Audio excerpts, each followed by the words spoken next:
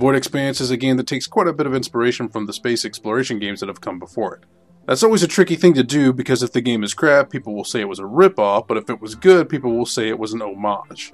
VoidExpanse sits somewhere in the middle of these two things, making it one of the more difficult games I've had to review in recent memory.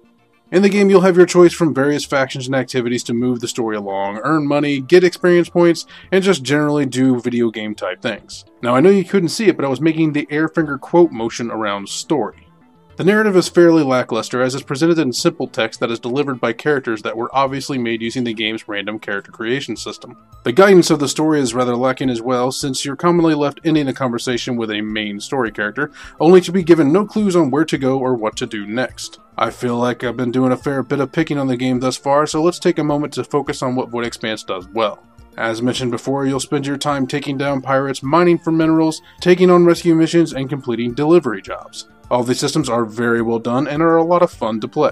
Combat is challenging without being insurmountable, mining is relaxing without being a tedious grind, and other activities feel like they belong in the world of VoidExpanse. One of the biggest problems though is the lack of variety. Once you've done each kind of mission once, you've done them all. So while the design of the systems work fairly well, you'll grow bored of them after a short while. The presentation of the game is serviceable, as the music, sound, and art style of the game may not be swinging for the fences, but they are cohesive and play well off of each other. Back on the negative side of the coin though, we have the game's numerous technical issues. While playing online, the game has some severe stuttering when the world is being saved, or if your connection starts to slow down even just a little. While this problem may not be persistent on every server, the two I played the game on had quite a bit of trouble in this regard. While bringing up the technical gripes of the game, the autopilot has some fairly annoying issues as well. While it is a rather handy mechanic to have whenever you're forced to travel from one side of the galaxy to the other, it can commonly show issues when simply trying to navigate around a piece of debris or another ship. This is usually tolerable, but when a nearby pirate is shoving rockets up your butt, it can be fairly damning.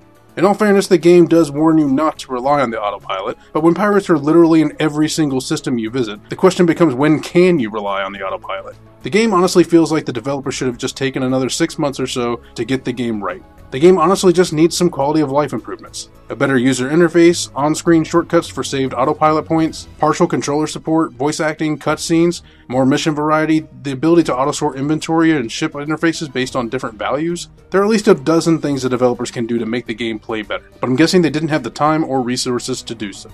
Now I'm sure you're asking, Dan, if you enjoyed the game, why did you spend so much time talking about what it did wrong? The reason being is that what they got right were the mechanics. As a developer, if you're going to get just one thing right in your game, it should be the mechanical design of the game. It's the thing that not many people will stand up and cheer for when done well, but they will damn sure notice if anything goes wrong. Often players will play a game with solid mechanics and use that old nebulous description of, quote, the game just feels good. If you've ever been interested in a game like EVE Online and you found it a little too overwhelming, VoidExpanse is a solid primer for the genre. And at the same cost of 1 month subscription to EVE, it's hard to argue with the price as well.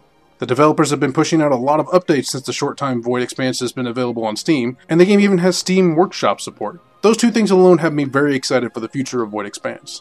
As it stands at the time of this writing though, the game simply leaves a very tepid impression.